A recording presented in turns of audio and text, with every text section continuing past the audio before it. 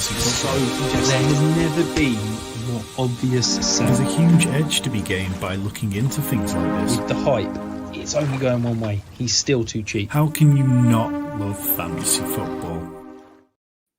How can you not love fantasy football? It is semi-final week. You are tuning in to the Fantasy Sanctuary, and you are in the best place to run you through everything you will need for this Week 16 slate of action. We're going to be talking redraft, DFS, and of course, I'll be dropping some little Dynasty nuggets along the way. Tom, hope you're doing well on this fine run into Christmas, run into the fantasy football playoffs when it all matters. We're going to start with the Saturday night games. It's a completely thrown my head out this week. We've got Christmas Eve games. We've got Christmas Day games. I can't get my head around what's playing when, but Cincinnati at Pittsburgh, 37 over under, 2 backup quarterbacks. Is this just going to be one that we're going to avoid, or do you think there's any sort of interest in this matchup? I think if you'd asked us a couple of weeks ago, it definitely would have felt like a game which we completely wanted to avoid. But Jake Browning has made this a game which you can't really ignore. The Bengals just refuse to lie down and be done for the season, whether it's Jake Browning keeping them alive, even though their defense isn't up to playoff standards, isn't up to the kind of standards that we've had in previous years. And now they've lost DJ Reader, their defensive tackle, which opens this up to play into the one thing which Pittsburgh have done okay at times in recent weeks, and that's run the ball. So are we going to see Najee Harris, who between weeks 9 and 10 was a top 12 back, but since then was RB 41, 13, 24, 36, 73? Or are we going to see more of Jaylen Warren, who, speaking for my best ball shares, I would love to have a Jaylen Warren spike week right about now. We saw last week when Najee Harris fumbled the ball, the team were completely ready to put it in the hands of Jaylen Warren. And if George Pickens had felt like blocking, then Jaylen Warren would have had a touchdown, and I would have been celebrating a lot more. So yeah, I think the Bengals, they ranked 29th on run defense before they lost DJ Reader. So now the Steelers really should just be looking at this game and going, okay, we can really lean into this and run the ball. They're starting Mason Rudolph, Mason Rudolph's greatest contribution to the NFL so far has been getting hit in the head with a helmet. He is not an NFL caliber quarterback. He's not done anything of note when he has played. So I don't think you can suddenly start talking yourself into a situation where George Pickens and Deontay Johnson are going to be incredible. Deontay Johnson has scored 3 touchdowns in a row, which, given the kind of touchdown drought he had last year, is worth mentioning and celebrating. The Bengals are awful against the tight end position. They allow the most points across the league to the position. But Pat Freiermuth, after that game where he played with Kenny Pickett and they really opened up the middle of the field after firing Matt Canada, he had 9 catches for 120 yards in that game. Since then, he's had 9 catches for 63 yards, been the tight end 21, 25, 33. So I don't think you can really count on any of the Steelers' pass catching options. I'd start Najee Harris if I had to. I would start Jaylen Warren if I was looking for a ceiling play. On the Bengals side, I think playing T. Higgins feels like a fairly safe bet with Jamar Chase ruled out. I think Tyler Boyd isn't a player that I've got any confidence in. He's really done very little this season and just looks to be just heading towards the tail end of his career. I like Chase Brown as kind of like a real dart throw, but I don't think we can count on enough to start in any leagues unless you're playing in really deep leagues. And Joe Mixon's been pretty steady. So, yeah, hopefully Jake Browning plays well and we get a decent game. But in the AFC North, you're always just a whisper away from things turning ugly. Yeah, absolutely. It feels like this could eventually turn into a somewhat of a defensive affair. On the Chase Brown side, now, we talked about Chase Brown in May, in June as one of my favorite sleepers. I talked him up a few weeks ago, and it feels like the hype is getting there now. I'm still viewing him as more of a 2024 play than a play perhaps this year. How deep are you? You said deep leagues. Are we talking kind of RB3 territory, or do you think he's still outside that top 36? So he's been an RB3 in each of the last 3 games. His last 3 finishes have been RB30, RB10, and RB34. Obviously, RB34, you're talking like 8 PPR points. That's nothing to brag about. But we play in some leagues where you're starting 2 running backs and then you're starting 3 flex position players as well as your super flex. So, like in those leagues, I've got no problem putting Chase Brown in because we've seen over the last 3 weeks that the Bengals really want him to have a role. He's at opportunity shares of 25%, 29%, and 40%, which show that he's growing into this role and the Bengals are trusting him more and more. Where he still needs to catch up is that kind of stuff, when TJ Watt is firing off the offensive line and coming towards Jake Browning, do they need a running back in who can pass protect well? And is that going to slow down how much Chase Brown can play? So I don't mind it. It's not something I'd be looking to do in more conventional leagues or even in DFS. I think unless you're playing showdown slates, the showdown slates on Saturday will be worth taking your dart throws at Chase Brown. Yeah, absolutely. And you mentioned the T. Higgins splits with and without Jamar Chase. So with Jamar Chase in the lineup over the last 2 years, he's averaged 7 targets, 4.2 receptions, 12.7 PPR points. Without Jamar Chase, he's averaged 9 targets, 6.5 receptions, and 18.8 PPR points, which is like high-end wide receiver 1 territory. So as long as you've got some trust in Jake Browning, I think fire up every single share you got a T. Higgins because I think he could be in for a big spike week. Looking ahead to the next matchup, feels like this could be, the Buffalo Bills. They've rolled the roller coaster of this year, but the Chargers are reeling. Felt like they quit last week, quite frankly, and I feel like the Buffalo Bills could absolutely destroy them this week. Are you on board with that? Yeah, I mean, what is there left for the Chargers to count on at this point? Keenan Allen's going to miss out for the second straight week, and you're left with Austin Eckler, who set season lows in both rushing attempts with 5 last week, rushing yards 9, and his route participation was a season low of 41%. He didn't pick up a single first down against the Raiders. Like, the Raiders are they're a ghost of a team. They're just there for the good vibes and the fun times. But the Chargers are absolutely a team who have completely quit. They struggle massively defending running backs. Like James Cook had a career high 27 touches last week, and we saw that the Bills were just ready to completely lean into him. They really haven't had anything going in the passing game lately. Stephon Diggs has had 5 straight games outside of the top 10, only 1 in the last 8 weeks. So part of me feels like the Bills have to see this as an opportunity where they need to get him going. As you can see on the screen there, the Chargers are the only team in the NFL who rank top 10 in fantasy points allowed to all 4 of quarterback, running back, wide receiver, and tight end. They haven't got anything out of Stephon Diggs lately. They've had very little out of Gabe Davis. Khalil Shakir, once Dawson Knox came back, has become completely forgotten. So the Bills need to see this as an opportunity to get their players ready for the playoffs or ready for the playoff push.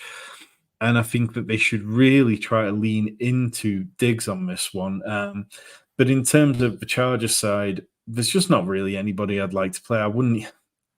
I have a semi-final this week where I've got Austin Eckler and I'm debating benching him for Deontay Johnson, which in itself doesn't feel particularly great. The one area where you can kind of get the Bills, though, has been with running backs. We've seen them struggle to defend against running backs in the passing game as well. They've given up lots of receptions. They just placed one of the defensive tackles on IR today. So that is an area where they're slightly more vulnerable. Just can't trust Austin Eckler to do anything at the minute. I think if you're going into a game in week 16, you need to be able to trust your players. You need to be going, okay, I can either trust this player or I'm playing them because of their ceiling. And Austin Eckler, we've just not seen any of that ceiling any time recently. And I think that the Chargers, look, the season's done. Okay, this season's over. Justin Herbert's not coming back. We've got a new head coach, new GM. They're now in that case where, right, what can we assess what's going to be around in 2024 and beyond? Well, Austin Eckler's a free agent. Austin Eckler's up there in age. They're not bringing him back. So what are they achieving by rolling Austin Eckler out? Why don't they give Josh Kelly, Isaiah Spiller some run and see what they've got in them. Because, they're probably nothing and you're probably not going to build anything around them, but there's a chance they could show something. So I've got a lot of calls wrong this year, but calling Ostleka as a non-top 12 back this year is definitely one of my strongest takes so far. A conversation that I genuinely never thought we'd be having, Tom. Last week, Josh Allen completed 7 passes. Okay. We're now in the semi-finals. In Superflex leagues, you have to start Josh Allen.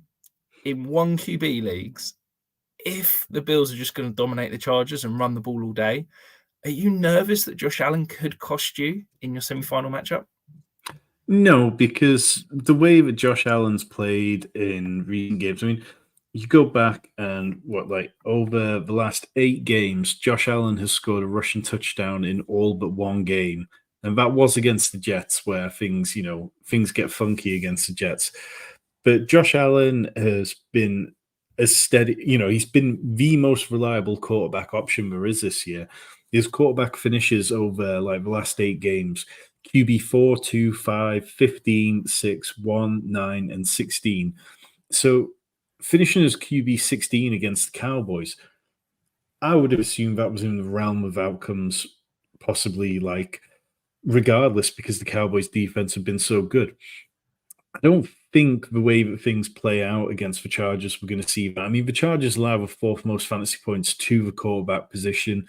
They just struggle against anyone, really, because they're just not a good defense. I mean, their top players haven't played well. Derwin James is somebody they poured a lot of money into, and he looks bang average at absolute best. And you start thinking, okay, well, if Josh Allen's running, who's stopping him?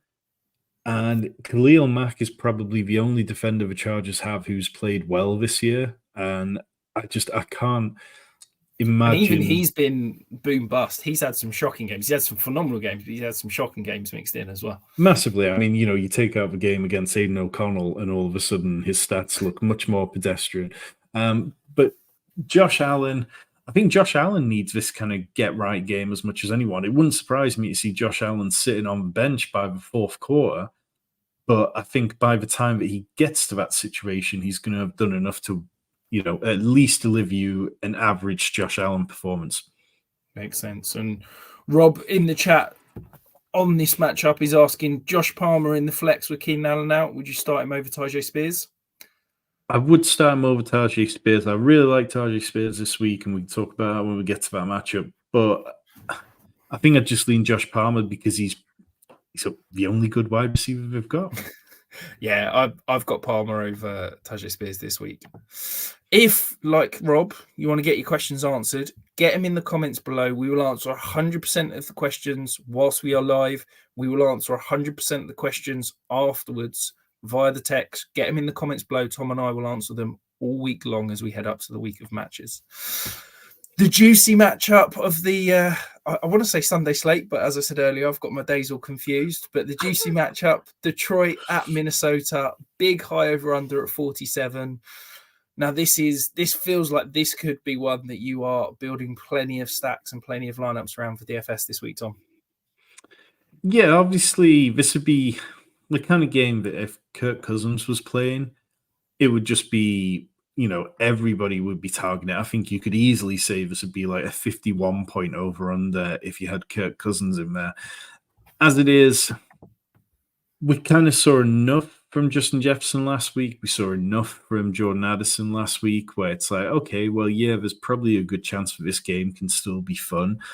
I mean, the Lions, they got back on track last week with 42 points over the Broncos, and we're kind of starting to see how they see themselves as a playoff team at this point in the year. Jahmyr Gibbs is never going to have 90% of the work. He's only getting the kind of 15 plus touches or so consistently, but it's working for them. And where this game comes back to, for me, for the fantasy value, the Vikings, they blitz at a league-high 44% rate, and so much of that is going to dictate whether Jahmyr Gibbs is in the game or whether David Montgomery's in the game. How much is Jahmyr Gibbs being trusted in pass protection now when a team is sending all their blitzers at you? or is that going to mean that David Montgomery's in there? Because what the Lions could be trying to do is actually get quick passes to beat the blitz near the line of scrimmage. And if that means that we've got to play David Montgomery more and he ends up catching those, then it's going to be a really difficult day for Jahmyr Gibbs. But I like both. I think I'd possibly lean towards Jahmyr Gibbs because this is a high over-under, and I think that his ceiling is fantastic. You look over the last few games and he's been rushing the ball much more effectively. I think you go back, he's at 226 rushing yards in the last 3 games. So I have more faith in him now than I did. Then on the other side, what does Ty Chandler do after last week having a career-high 26 touches for 157 yards, touchdown? He had 5.7 yards per carry, easily outperformed anything Alexander Mattison has done this season. He's going up against the Lions' run defense, who allow the fewest fantasy points to running backs. But the 2 biggest performances they've allowed this season have both come since week 10 to Austin Eckler and Alvin Kamara. And we already talked about it with Austin Eckler. He looks pretty washed, but he managed to get there against this Lions team. So can Ty Chandler get there? I think I'll play him in DFS because he's only 5,600. I imagine he's going to be quite popular, quite chalky this week. One other thing that's kind of a note with the Lions offense is that Jameson Williams ran a season high 72% route participation last week. It really does feel like, okay, he's never going to get to be trusted in the same way that Amon-Ra St. Brown is, or he's possibly never going to develop into a guy like Jamar Chase or, one of these wide receivers who've been drafted really highly and changes a franchise's fortune. But it seems like he's established a role and he's left Josh Reynolds now as the wide receiver too.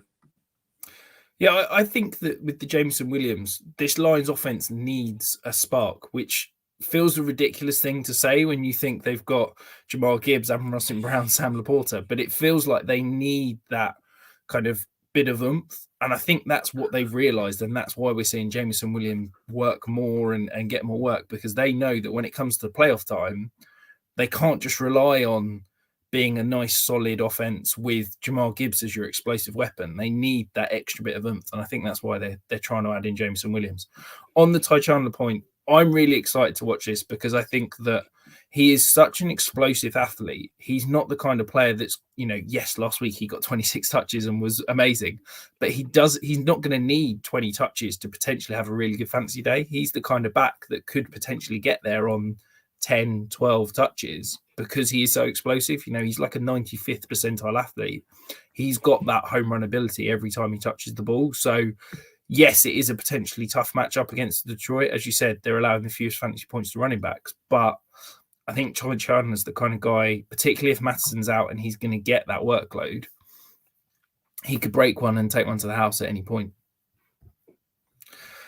The next matchup we're going across to Indianapolis at Atlanta. We have got a new quarterback in Atlanta, Tom.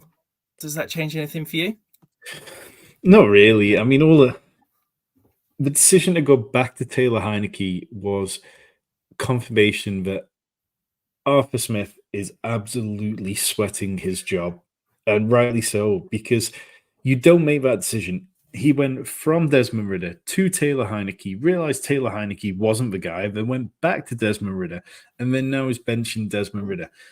Any head coach who had job security wouldn't have done that. They would have accepted what they'd made the decision on.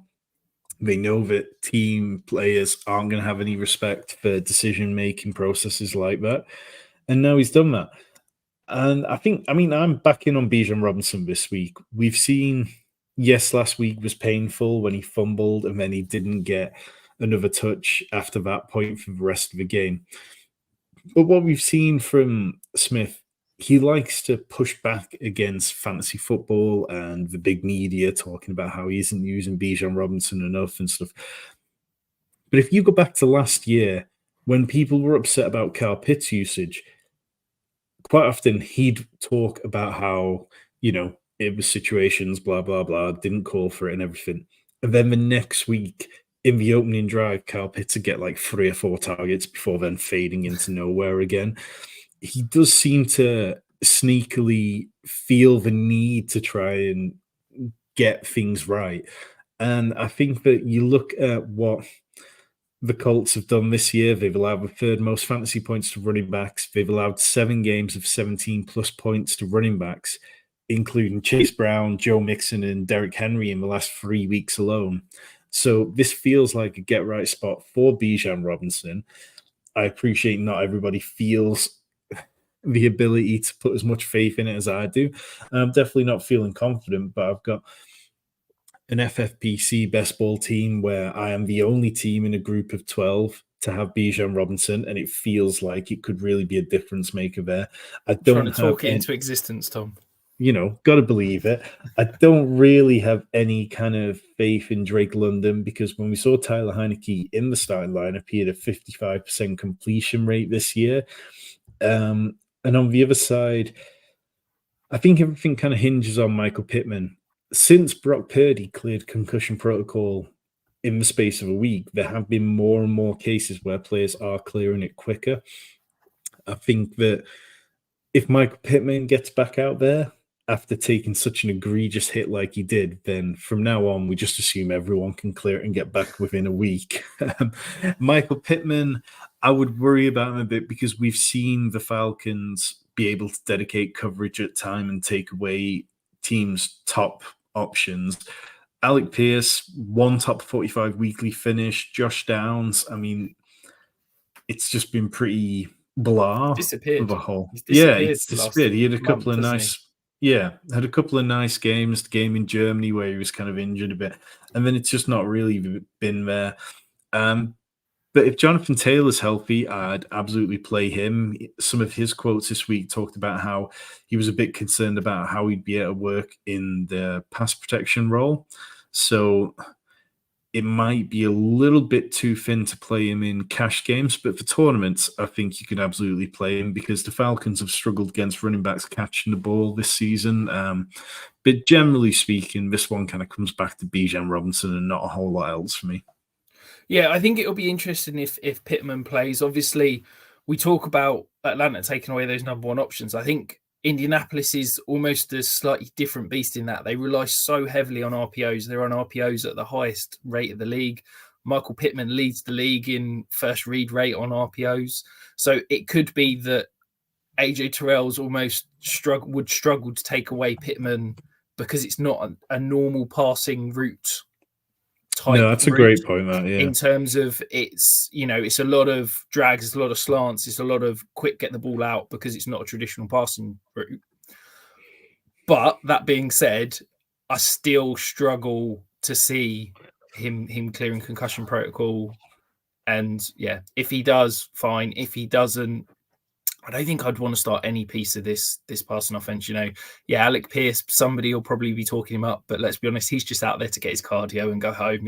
He's there's no point to him actually being a receiver. He just runs deep every time. So, I mean, Alec Pierce has been one of those players, but I think unless you're watching Colts games, you probably don't realize how much he's on the field. But he averages a 94.5% of the snaps. He is out there constantly. His route participation averages 94.5%. He played 100% of the snaps last week, but it just doesn't matter whatsoever. Even when he'll come in with weeks where he's got a 15% target share, which in some offenses you can get by on, but on the Colts, there's just not really much of a passing game outside of Michael Pittman that it really matters. Alec Pierce is just one of those players that people want to talk themselves into happening, but in this iteration of the Colts, it's just not going to be worthwhile. Yeah, I mean, he's got a yards per route run rate of 0.84. The only guys worse are Marcus Valdes-Scantling, Allen Robinson, Terrace Marshall, Van Jefferson. It's not exactly great receivers that you're putting in that sort of territory. So there's a lot of players there that wasted breath has been spent on. Exactly that. Jonathan's in the chat, though. He's got a question for us. This is quite a tough one, I think. Sit one out of Walker, Barkley, Chandler, or Singletary. Full PPR with an extra 0.2 points per rush. What's your lean on that? Let's just give me 1 second. For me, how I've got it ranked is I've Walker would be the one I'd sit. So I've got Chandler. Chandler is the smash play, which seems a ridiculous sentence to say right there. I've then got it ranked Barkley 19, Singletary 20, Walker 23. So yeah, it's close, but I would sit Kenneth Walker. So I was just pulling up my DFS deep dive article, which our Discord members get, because just before we jumped on, I wrote up Kenneth Walker. And the reason I did was that last week he had 22 touches to Zach Charbonnet's 4. But also, this Titans run defense, that's what we've been known for all season. But last week they allowed 170 yards to Devin Singletary, and the week before that they allowed Devin Achane and Raheem Mostert to combine for about, I think it was 172. So I think I would just lean to Walker over Singletary, who's playing the Browns this week. Yeah, I think it's close. I think, it's probably not the most helpful answer that we've given you different responses there, Jonathan, but hopefully we've given you the information that you can make your own decision. Lewis is back. So he's saying, he's just asked us a question in Discord. Sorry, Lewis, we couldn't answer it. We're live. But he's asking, would you sell Cooper Kupp for a 25 first, having just been knocked out of the playoffs? For me, I probably would. I'd try and get a sweetener on top before saying that, though. I think maybe that's a little bit light. So maybe I'd try and get, whether that be a second or maybe a couple of thirds, something like that thrown in. But if that is genuinely the best you can do and you have asked every single owner remaining in the playoffs, maybe I probably would pull the trigger. I feel like I probably don't have a good answer here because I was so high on Cooper Kupp coming into this season. I know Lewis, being a Rams fan, probably has Puka Nacua on his roster, which is making it easier for him to sell him. I just think that there might be another good sell window for Cooper Kupp at some point, and if it means waiting another week towards the finals, there we go. He's got Puka and Kupp. I think if you know the league and you know that's probably the best you're gonna get, then I would take it. But if you feel like in a week's time, if one of these rosters in the semi-final looks a little bit flimsy and could come back to you in a week needing a little bit more, then I'd possibly just wait it out another week. Yeah, I think if you're either selling Kupp now or you're having to hold him until August, because we know that every off-season, everyone in the Dynasty world becomes complete ageist, and we know that his value is going to plummet. So I think that if you're not selling him now, you're basically saying, right, I'm waiting until August, September time when we get into redraft mode and kind of go from there. We talked about Tennessee earlier. Seattle at Tennessee. You dropped some nuggets of wisdom about Kenneth Walker already. Is he the one player that you're particularly eyeing up in this matchup? Yeah, so I when I initially went through and created my player pool of players I wanted to write up this week, Kenneth Walker wasn't in there because you see the Titans and you go, okay, well, Tennessee have been good against the run all season. They've been a pass funnel defense. But then when you kind of look at the most recent game logs, the fact that they do rank 27th in pass, the fact that they rank 11th in run defense DVOA, it doesn't really tell the whole story because of those most recent weeks where they've given up 170 yards to Devin Singletary, 170 yards to the Miami duo. And you go, okay, well, if the Titans a team who've got their flip-flops on already, they're already starting to think about the offseason. We saw last week that they are completely ruled out of the playoffs now. What motivation do they have left? Is Derrick Henry really trying to break any kind of career records at this point? I mean, if I was Derrick Henry, I would be knocking on the GM's door and asking for my release so that I could go and sign with a playoff contender. If he wants to come to Baltimore, I think he'd look perfect in purple. And it is a good matchup for him against the Seahawks because the Seahawks, their run defense ranks 21st. They've allowed the 7th most fantasy points to the running back position. Seahawks have been fairly good against pass catching running backs, which kind of gives you a bit of a ding against Tajay Spears.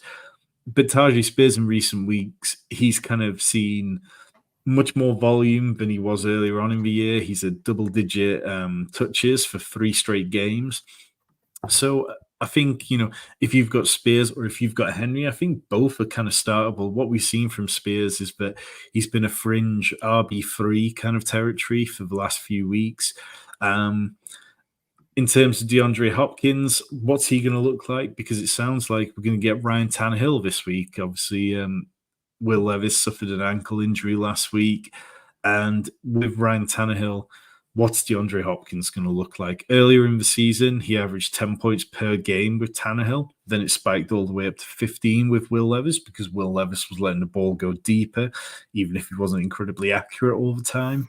So I'm a little bit concerned that DeAndre Hopkins might see a bit of a dip this week. But on the Seahawks side, this is the perfect matchup for Geno Smith to come back to after missing a game. Like the Titans, they just are not a good pass defense. I think you look at what Jackson Smith and Jigba has done. He's been a top 30 wide receiver twice in the last 5 games, which isn't amazing.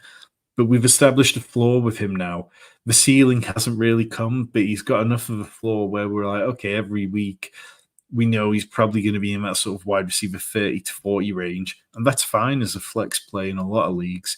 DK Metcalf looks pretty good. Tyler Lockett is the one player I have a bit of concern about because he's averaging 7.2 targets per game, but he's just not really doing anything with it.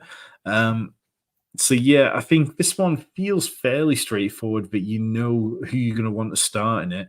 Zach Charbonnet isn't startable because Kenneth Walker just looks better and is getting the majority of the touches. And then ideally, you're not starting any of the tight ends in this match. No, absolutely. Avoid all of them. Chigakonkwo, he had a little flash a few weeks ago, but I think he's back to roster clogger territory at the moment. The Derrick Henry piece. Oh, go on. Well, I was just going to say, Okonkwo also with Tannehill this year was pretty terrible. All his best games have come recently where over the course of the last 3 games, he had 45 yards, 64 yards, 46 yards. You go back and look earlier this season with Tannehill and it was 0 yards, 35, 7, 29, 36. Like those aren't usable weeks. Whereas the last few weeks, tight end 13, 9, 17. Those are kind of fringe startable weeks in a lot of leagues. Yeah, I think there's better upside options than looking at Chigakonkwo this week, though. But on the Derrick Henry point, I can't make up my mind where to rank him this week. He's the hardest player to rank. And basically it comes down to 2 things. Do the Titans want to give him a farewell? You know, he's been a great player for them. Is this his final kind of, we're going to give you 25 touches. This is your farewell game. Go and run the ball to your heart's content, and then we'll let you go in the offseason. Or have they, as you said, already got their flip-flops on and are looking to 2024? And are they saying, right, the future is Tajay Spears. Let's give him the rock and see how he can go. And I could absolutely see both scenarios happening, and I can't work out which. And basically, I've got Derrick Henry in my home league, and I know that if I start him, he's going to get no points. And if I sit him, he's going to go off. So, yeah, it's just one of those. Well, he had 20 touches last week, and he managed 10 total yards. So... What was it? It was minus. He had minus 21 yards before contact last week on 20 touches. Like, it's absolutely wild how bad that offensive line is. Yeah, and it's definitely worth mentioning that, like, last week was a disaster, but in the 3 previous games, he had 2 touchdowns in each of them. Like, he was RB10, RB4, and RB11. So we understand that there's definitely not the ceiling it once was, and Dehemba doesn't hit as hard as it used to, but that we know what the better outcomes look like for Henry right now. Yeah, absolutely. Jonathan's back with another question. So he's asking, you need to sit one between Kenneth Walker, Montgomery, Aaron Jones, Taichana. That's sit David Montgomery for me. Yeah, definitely. I think there's scenarios where David Montgomery turns out to be the better Lions back this week, but I'd be more comfortable playing him in DFS tournament lineups than I would be in kind of any managed league format. Yeah, makes sense. And welcome in, David. Nice to have you. And Wonky Penguin, one of our members, she's back. Are we really starting Bijan? Rewind about 10 minutes. Tom talked about it. Tom's all in on Bijan this week. I think that's safe to say, isn't it, Tom? Yeah, definitely. I mean, Bijan saw 2.6 more rush attempts in games with Taylor Heineke compared to the games with Desmond Ridder. He rushed for 69 yards per game with Heineke compared to 53 with Ridder. I think, the Colts matchup is absolutely one which I'm fine shooting for upside on. Yeah, and we're talking about bounce back games, and could there be a better bounce back opportunity for Jordan Love than going up against the Carolina Panthers, who looked feisty last week, but let's just be honest. The Panthers are terrible. The Packers are going to absolutely smash them, aren't they, Tom? Well, you say that, but like the Panthers, they have this kind of habit of sucking the air out of games for fantasy purposes. So, in terms of fantasy points allowed, they allow the fourth most to running backs. So that's something which anyone who's watched this channel knows. We've banged on and on about it this year. And they're particularly vulnerable. They give up a lot of rushing touchdowns. Nobody allows as many rushing touchdowns as they do. But they allow a league low fantasy points to the quarterback position. They rank 29th to wide receivers and 27th to tight ends. It's just they are not particularly vulnerable against any of those. In DVOA, they match up pretty well across the field. They don't rank well against wide receivers. Wide receiver ones, they rank 25th there. But then they're ninth best against wide receiver twos, second best against wide receiver threes. Pass catching running backs, they are the best team in the league against them. And part of that comes to game script, and we know that teams can just run on them and do what they want. But part of it comes from they just do have a few strengths that occasionally they play into. I think that I'd be completely fine starting Aaron Jones. Yes, last week he had 17 touches and he only managed 10.9 points. But this is like the nut matchup for that. Jaden Reed, he's at 18 targets in his last two games. If he plays, I would be playing him. I think Romeo Doubs has shown just really a lack of fantasy viability. He's averaged 7.9 PPR points over his last 10 games. It's really, he's a decent NFL receiver, but he's not a good fantasy receiver. He's stopped getting open. His burst in and out of cuts is non-existent. The only way he's putting up fantasy points is basically boxing up defenders in the red zone. I don't know if he's got a niggle, if he's got an injury, but if you put on the tape, he can no longer separate, basically. Well, I mean, speaking of people who can't separate, well, let's just transition over to the Panthers side. Adam Thielen, I spent a bit of time today looking at player performance pre and post bye weeks. And for the Cowboys, they're a team who, after the bye week, they've all had this massive uptick. Then you look at Adam Thielen, 8.2 yards per target pre-bye week, 5.5 since.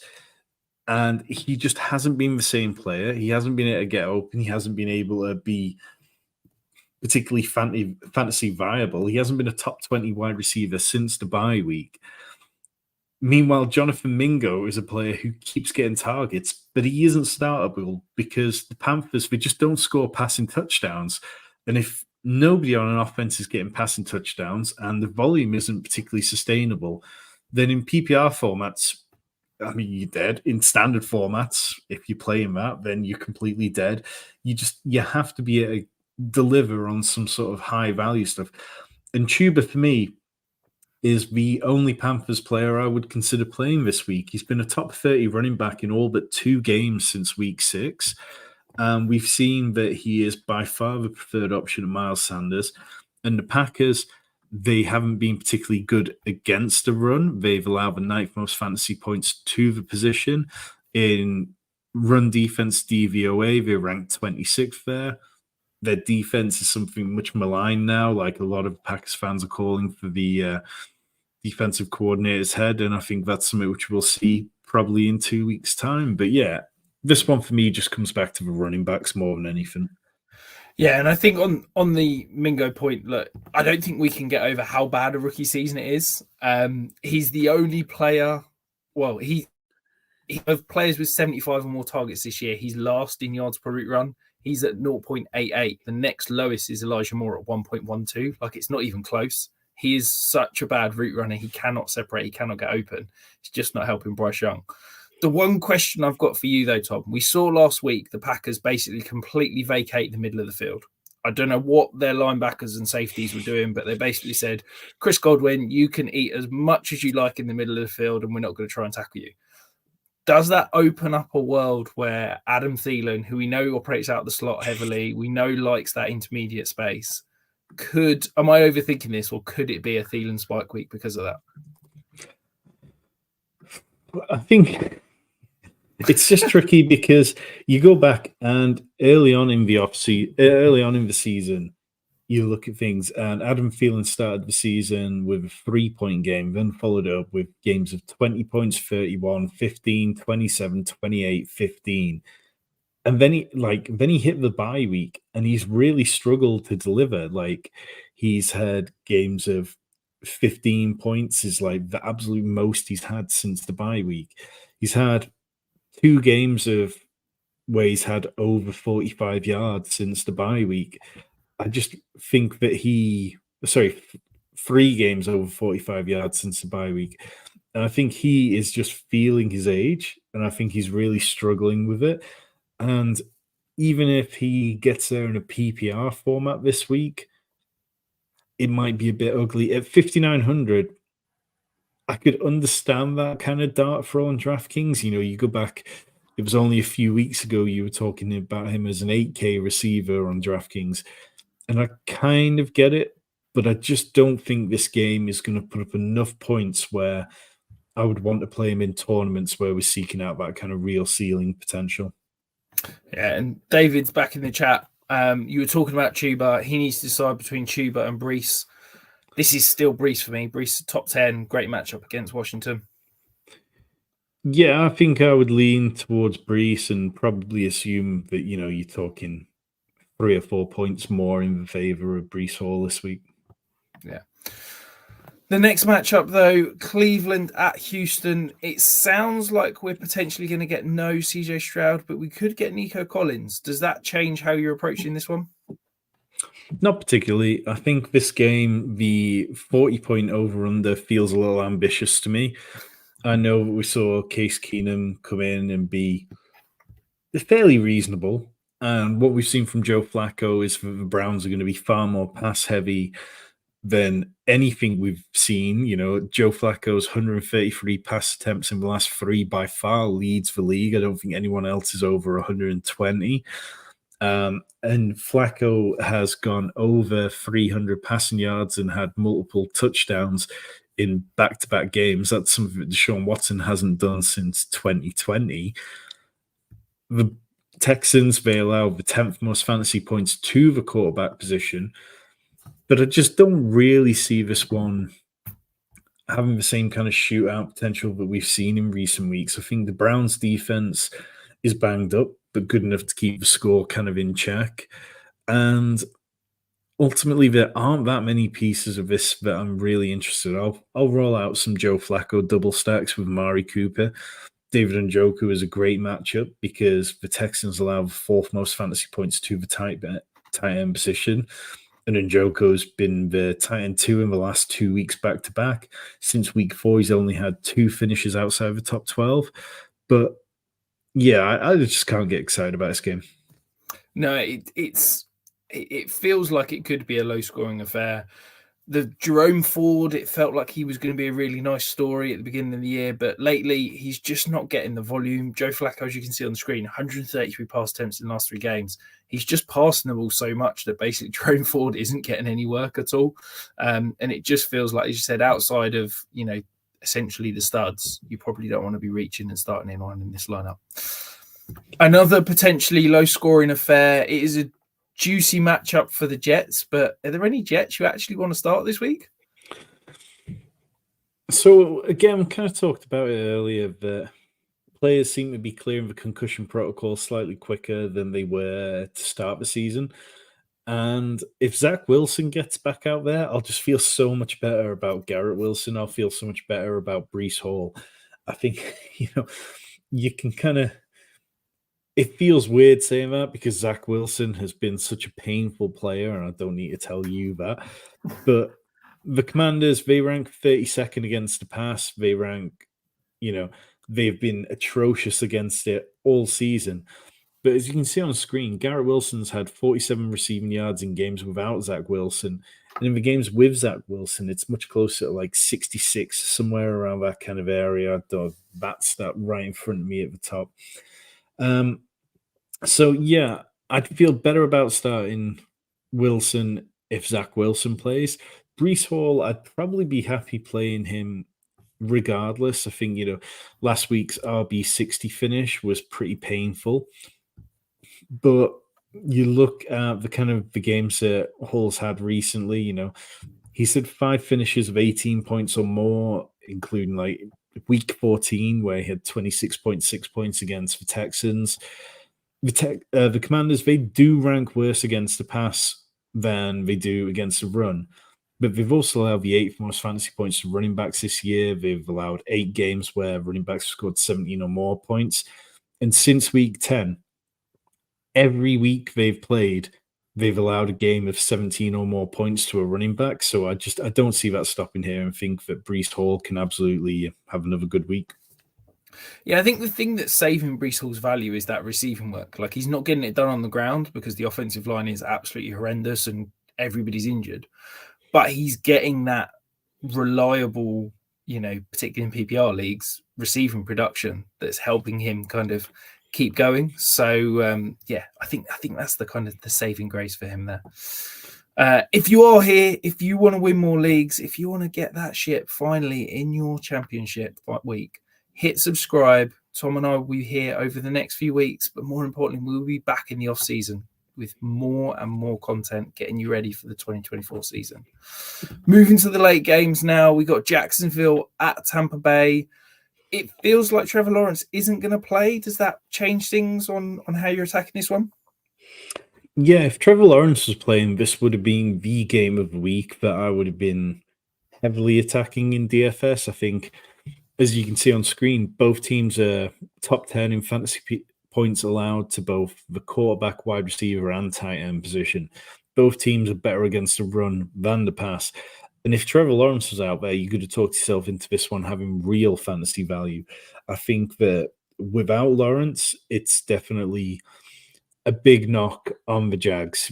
We saw, Calvin Ridley is out there and getting the volume. He's at 25 targets in the last 2 games.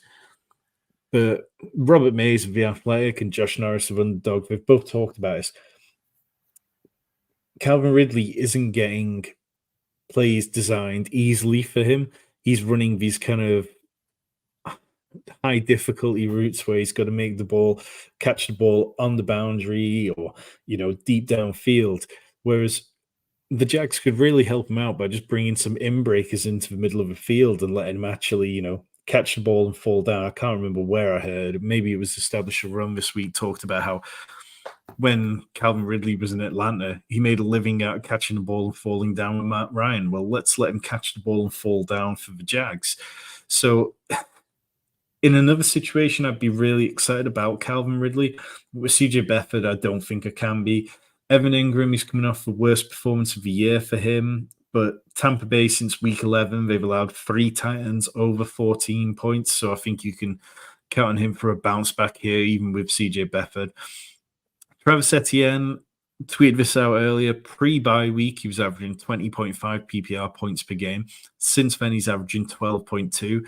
It just feels like in the last 2 years, we've seen Travis Etienne fade down the stretch. We saw it last year when after they traded James Robinson, it just didn't seem to, the same burst just didn't seem to be there for Etienne. Maybe I'm wrong, but yeah, I'm not excited about playing him. Chris Godwin, since his wife got on Instagram and launched a bit of a rant against the Bucs, he's had 23 targets in the last 2 games, and it was his first 100+ yard game of the year. He's he definitely feels like a more reliable start at this point in the year. I'd start Mike White. I think this isn't a great matchup for Rashad White, but start Mike Evans, but it's not a great matchup for Rashad White. But he's shown that he can get there in games which don't look like good matchups this year, whether it's through the PPR volume of catching passes or whether it's through rushing the ball better than we expected. And then Baker Mayfield, just got to spend a quick minute to just talk about the fact that Baker Mayfield might have been the best value quarterback in fantasy drafts this year. He's scored 16 or more points in 9 games, 18 or more in 7 games. And then now we're talking about the Jags, who've allowed, since week 10, 5 of the 6 quarterbacks they faced score 18 or more points. The only quarterback below that number was Will Levis, who has been a very up and down player. So, yeah, I think you can start Baker Mayfield. I think that there's some sneaky upside in DFS, and I won't be completely ignoring this game. No, I love Baker. I think there's some really interesting stacking options this week. On the Etienne point, we talked about it a couple of times now, but part of the reason why he's slowed down from a fantasy perspective is the Jags aren't giving him the whole backfield. Before the bye, he was above 80-90% opportunity share week in, week out. Since the bye, he hasn't cleared 85%. Last week was his first week above 75% since the bye. It feels like they've sort of tried to rest him for the playoffs, and then all of a sudden they've got to this point where the Texans and the Colts are now catching up the Jags, and it's like, we don't really necessarily have that easy walk into the playoffs. So I do wonder if we're going to start seeing Etienne get more work, get more usage, and get back to that true 3-down bell cow back that he was, weeks 5, 6, 7, 8. And maybe that's where he can start to pay back those people that did draft him in August and September. The next one we're going to talk about is Arizona at Chicago. Is this Justin Fields week?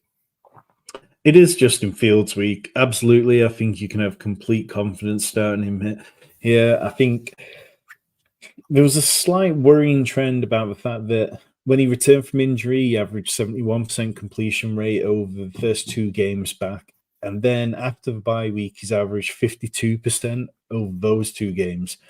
But we can't ignore the fact that he did play the Browns there. So now he's going up against an Arizona side who allow a league-high catch rate to wide receivers. They are bottom 3 in both run defense and pass defense DVOA. They allow the 8th most fantasy points to opposing quarterbacks, have given up 23-point games to both Matthew Stafford and Brock Purdy in the last couple of weeks.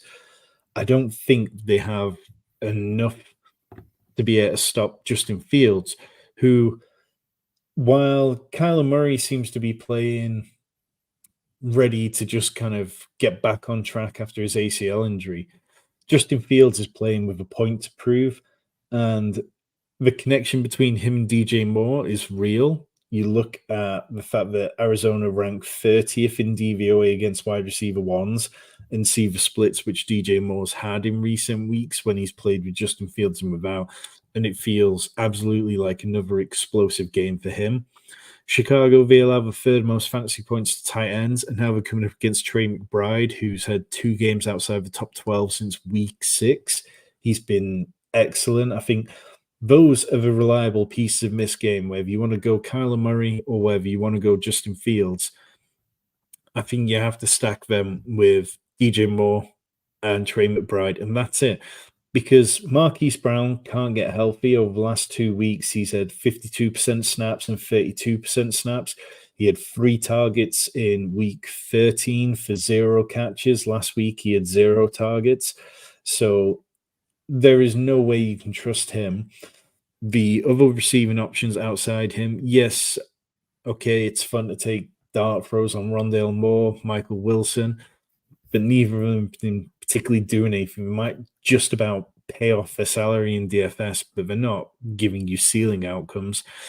And then on the Bears side of things, the running back room is now a 3-way committee, which we don't want any part of. Cole Kmet has his usable weeks, and I think he's fine, but I would prefer to play Trey McBride in this game.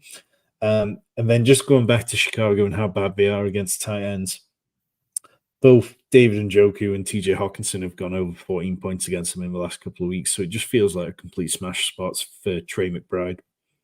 Yeah, Trey McBride, as I tweeted out early in the week, now my Dynasty tight end 1. I'm all about the McBride bandwagon, leading the league in targets per route run at the tight end position and yards per route run. Despite the fact that he's basically hardly scored touchdowns, I think he could be due for some big regression on that side. heading into next year. And I think he's, a true fantasy superstar, going to be here for years to come. Stephen's in the chat. Needs to sit one of these. So it's Aaron Jones, Breece Hall, Kyron Williams, Devontae Adams, Cooper Kupp, DK Metcalf. That's sit Devontae Adams for me. Yeah, so Devontae Adams would be the layup one. Second choice, it gets tricky because obviously it would be Aaron Jones would be my second choice. I think Kyron Williams, Cooper Kupp, DK this week are all must starts. Yeah, I can get on board with that because I think even though I like Aaron Jones and I think he probably scores a touchdown this week, we saw last week, even when he gets volume, sometimes it's not going to produce the biggest fantasy performances, whereas I feel like there's more ceiling with Breece Hall, Kyron Williams, Cooper Kupp, and DK Metcalf. Yeah, absolutely. And then the next question we've got here from Gabrielle saying, flex one, Puka, Mixon, Higgins. Oh, it's Puka hands down easily. Like Puka has been I mean, I like T Higgins, but Puka and Matthew Stafford are just in beautiful form at the minute. Can I be controversial and say I think I'd lean Joe Mixon here? I think just the great matchup, potential touchdown options. He's been balling the last few weeks. I'd lean Joe Mixon. We're going to move across now, though, to the highest over-under on the Sunday slate. It feels like there's some fairly mediocre games, but this is going to be juicy. Dallas, the wounded Dallas Cowboys, coming off that embarrassing loss, going up against Miami. How are you attacking this slate? Is this one that you're going to try and get as many of those options in as possible in DFS lineups, or is it going to be too chalky and one you want to avoid? It's tricky because we haven't had many 50-point over-under games this year, and this feels like one which could definitely hit the over on the over-under. But what was kind of easy to project earlier on in the season was the fact that Miami's defense was poor, but over the last 5 games, they've been top 5 in both run and pass defense. It's really been quite a turnaround for them, and now what they should be doing as a team is seeing what the Bills did against the Cowboys last week and going, okay, we can run on this team. And the Cowboys don't seem to have an answer to it. And now we're going to face one of the most creative run games in the league who use motion to greater effect than just about anybody. So, yeah, I think this is a game where you can start Raheem Mostert and you can start Devon Achane with good amount of confidence. Raheem Mostert now has more touchdowns this season than he had in his NFL career prior to this season. And that's a season that goes back to like 2015. Like, it's kind of mad the fact that he'd been around the team, been around the NFL for so long, been on some high-powered offenses, and just wasn't a touchdown scorer. And now he's having his version of a Jamal Williams season where he's just everything he touches ends up in the end zone. I think that if you're in a semi-final game and you've got Tyreek, you absolutely have to play him because the team really want him to get this 2,000 yards record, and he only needs 150 per game to break that record. He's got games against the Cowboys, the Ravens, and the Bills to end the season. There are no easy games. He needs to get out there and he needs to start accumulating them.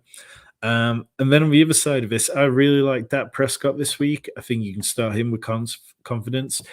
And then you can see on screen, in DVOA, Miami ranked 27th against wide receiver ones and 26th versus tight ends. That, to me, just screams out the 2 areas of the Cowboys' passing game which have been reliable, CeeDee Lamb, Jake Ferguson. So I think you can look at that kind of Dak stack and run it back with Raheem Mostert or Devon Achane if you want to. But Jalen Waddle, I don't think we're going to see the kind of performance that we did last week. I think, his splits with and without Tyreek Hill are going to be pretty obviously very favorable to him. And there's nobody else. The Miami game is very condensed. Tua hasn't been a particularly fantasy great quarterback this year. He's fine for super flex leagues, but you more often than not don't want to start him in single quarterback leagues. Yeah, I think for me, I may be overthinking this, Tom, okay? But bear with me for 2 minutes here. Dallas, we know that the way that you can get after this Dallas defense, they've got an incredible pass rush. They've got some ball hawking, aggressive corners. And the way you get after them is you run the ball up the middle because they don't have that run stuffing, two gapping, nose tackle, whether you want to call it a 3-eye or a one technique. But you'd look at it and you'd go, Miami is a great rushing offense. Dallas struggle against the run. Miami's going to run the ball all over them. But where Dallas struggles is up the middle. Okay. Miami run the ball more to the edges than any other part of the field. So they run to the left. They've run so far this year to the left edge. So outside the tight end to the left, 69 times. They've run outside the tight end to the right, 67 times. They've only run the ball up the middle 39 times this year. I think that is where the Cowboys' run defense is at its strongest. You've got DeMarcus Lawrence, who is one of the best run defending defensive ends in the league, and you've got Micah Parsons. So I don't know if I'm overthinking this, but I don't think this is a particularly great rush matchup for Mostert and Achane. And I wonder if maybe we can get away from them this week and look at other options.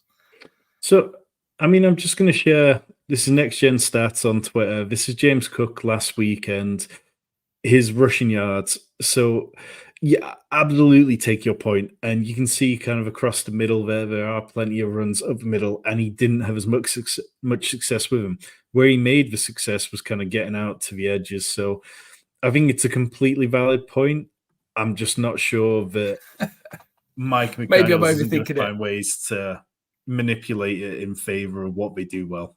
Yeah, I think that's it, isn't it? Is that perhaps we're looking back to what they were doing with that chain earlier in the season where they were using him on jet sweeps and motions and getting him in space rather than traditional run concepts that we would expect.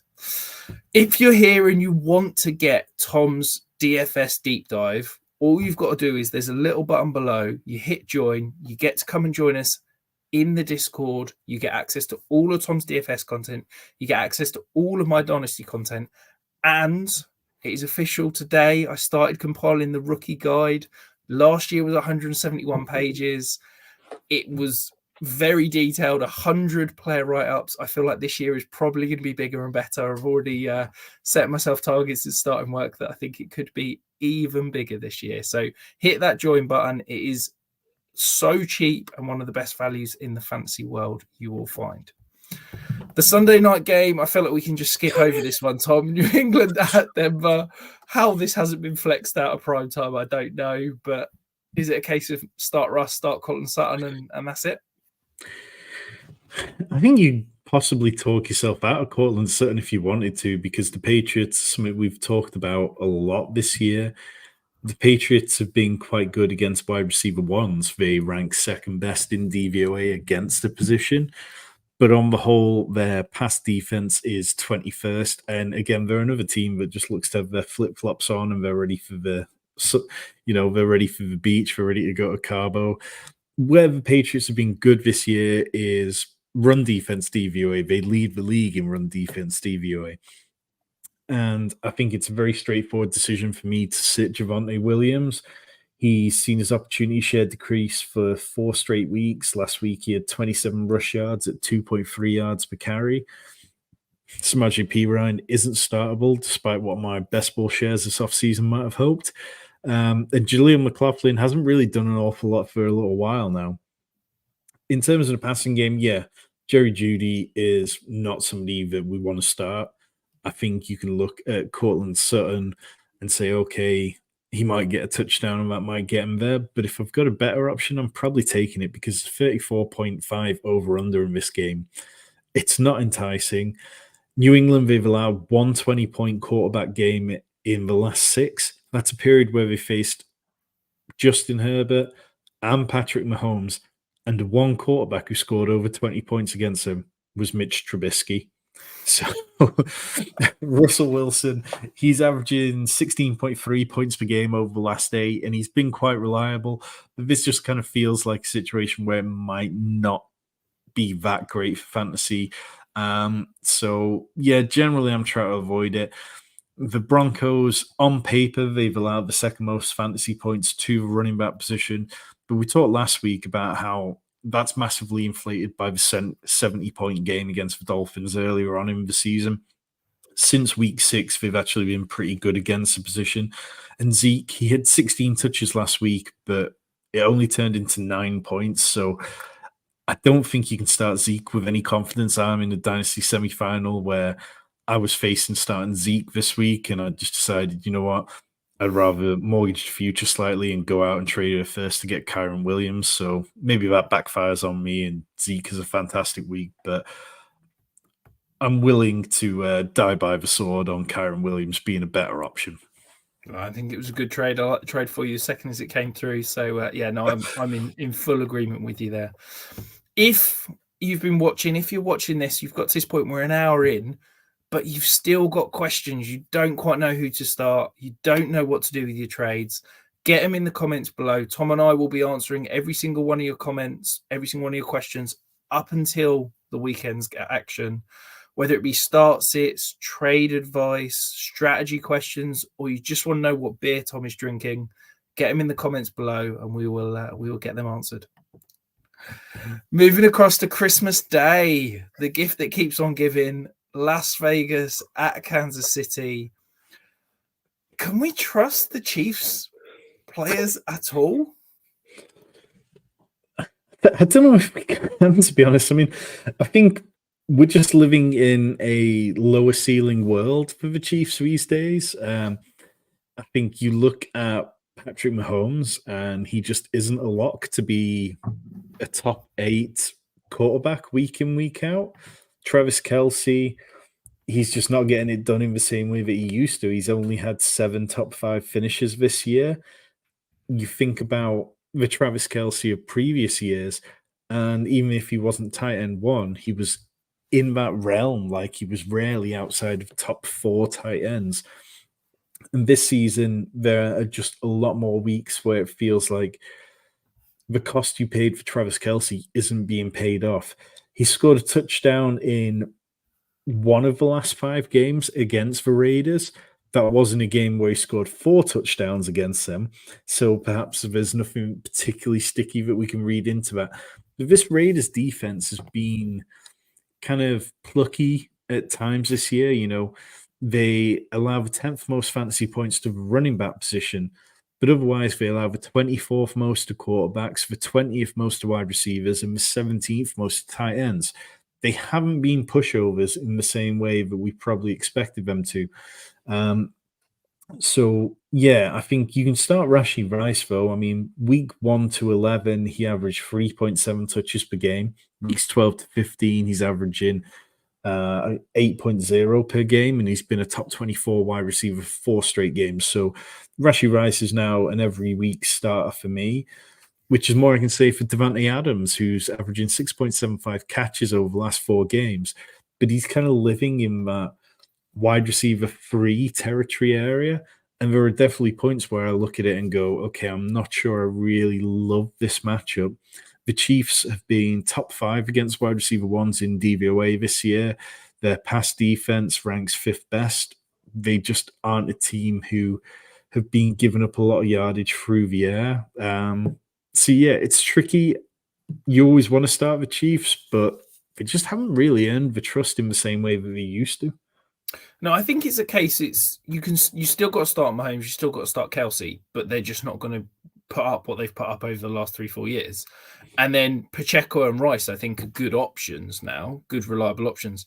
But that's it. It's not. They don't have that kind of secondary receiver. They don't have that tertiary option that you can kind of bank on for elite fantasy production, which is a sad place to be for a Chiefs offense that, let's be honest, has carried a lot of teams over the last 3-4 years.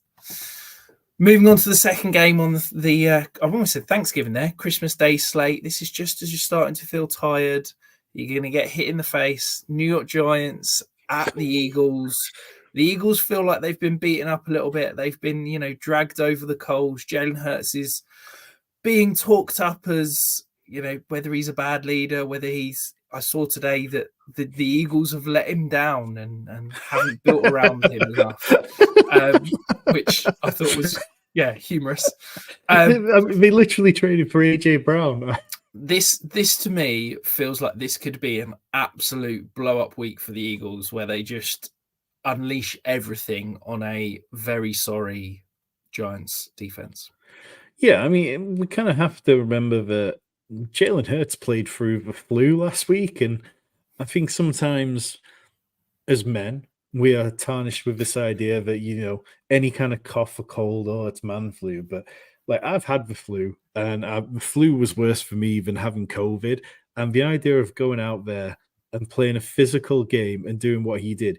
Yes, the passing game was bad. Last week, he had 13 for 82 and 2 touchdowns on the ground. And he earned 20 of his 21.2 fantasy points from his rushing production. He had 149 through the air and 2 interceptions. Like, he just wasn't getting it done. But I'm willing to make an excuse for Jalen Hurts. Jalen Hurts has been fantastic for a large portion of the season. I have more concerns over AJ Brown, who's had 8 finishes of wide receiver 13 or worse. He hasn't been a top 10 wide receiver since week 9. Meanwhile, Devonta Smith's had back-to-back games with fewer than 11 points. Dallas Goedert, 4 straight games at 8 or fewer fantasy points. 2 top 12 finishes all year. I don't think you'd start Dallas Goedert. I don't think that I'd want to start Devonta Smith, but I will be starting him in a couple of places. So really, for me, this just comes back to the Eagles haven't performed well. And why is that? Well, okay, they lost their offensive coordinator, didn't they? They also, on defense, their passing defense specialist now works with Ravens and is being credited with one of the reasons why the Ravens allowing like a league low in yards per attempt. So there are lots of kind of little bits that come into it that are tricky. Sustained success in the NFL is difficult. But the Giants, they're a team that you never know really what you're going to get from week to week. Saquon Barkley at 6,800. I don't know if I could bring myself to play him. Darren Waller had 4 catches for 40 yards last week on his first game back in months. The Eagles, they allow the 13th most fantasy points to the tight end position.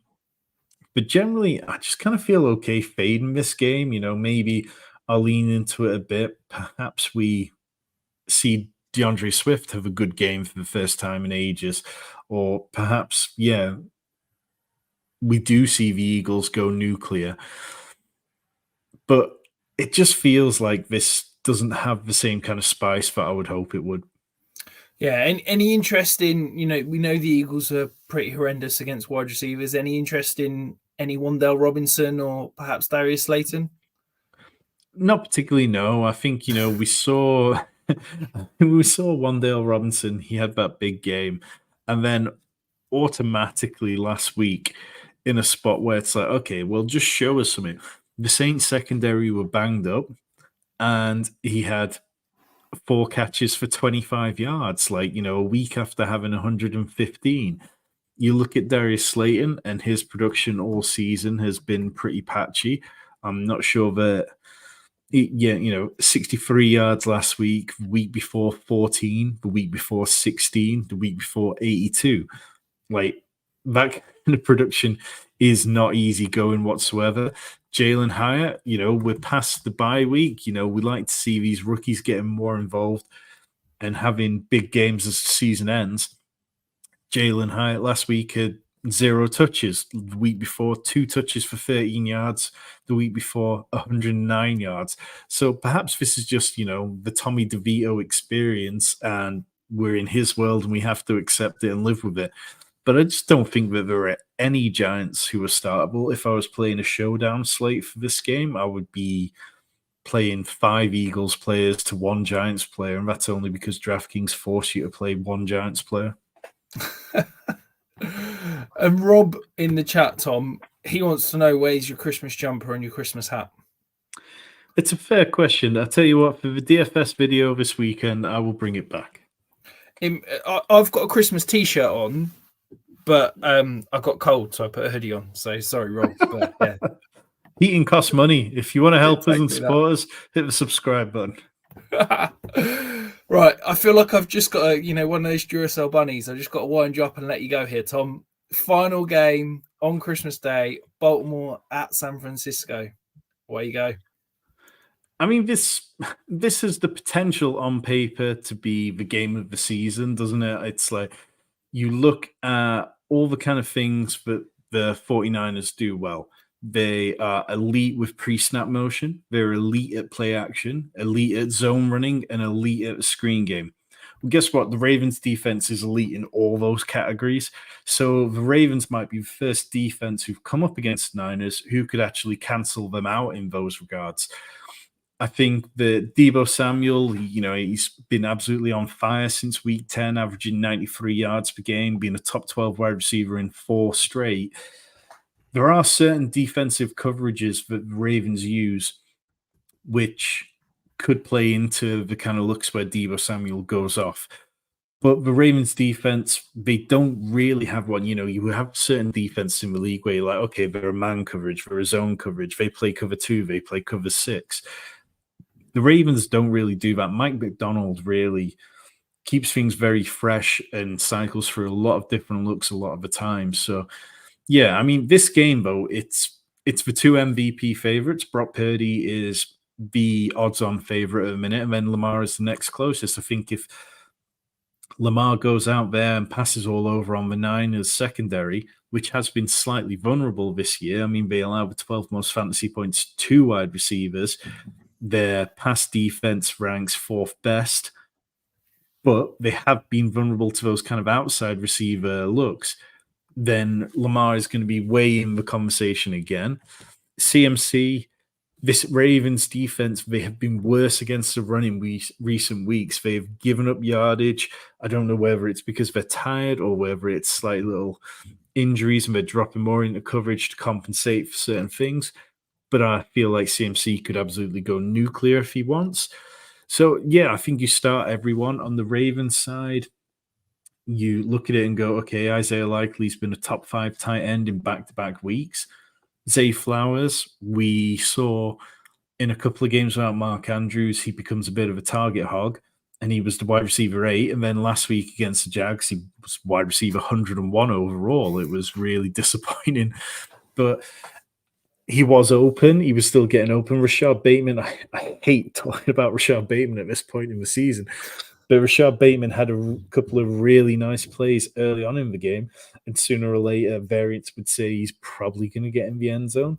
Sunday Night Football, whenever it is, I've lost track of days, but Odell Beckham has a habit of popping up in these games. The 2 kind of question marks on either side of the ball for me. Gus Edwards, he's going to be back in a big role after Keaton Mitchell tore his ACL.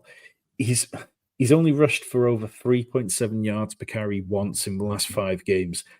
And for the last few years, Gus Edwards has absolutely had a habit of rushing for over 5 yards per carry. There's various stats out there about how highly he ranks historically against other running backs for just picking up yardage.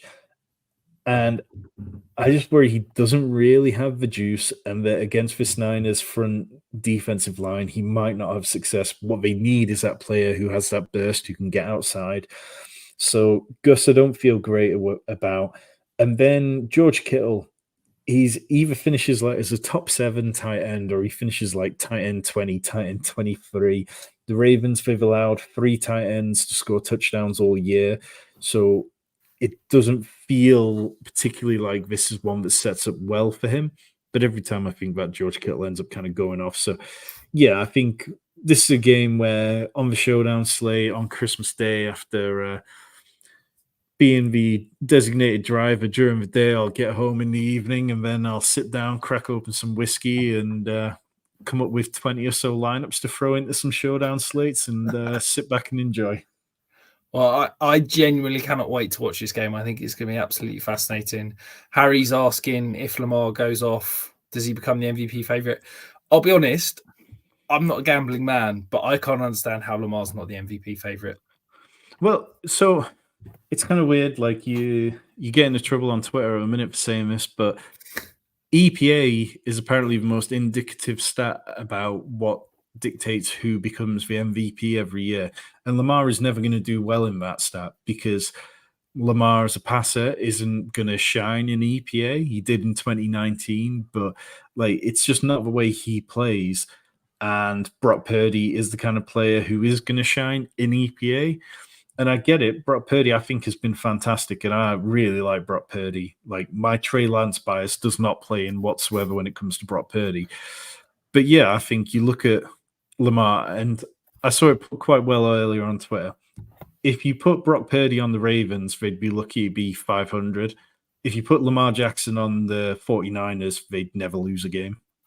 Yeah, absolutely. After all, EPA is an offense stat, not a quarterback stat, and nobody seems to ever understand Sing that. it. But that concludes it for the whole week of slate. I wish you the very best of luck in your semi-final matchups. Let's hope Tom and I got a couple of best balls teams still in. We can bring home some cash and have a very, very Merry Christmas. Best of luck all. And I hope Santa's good for you with some fancy titles this week.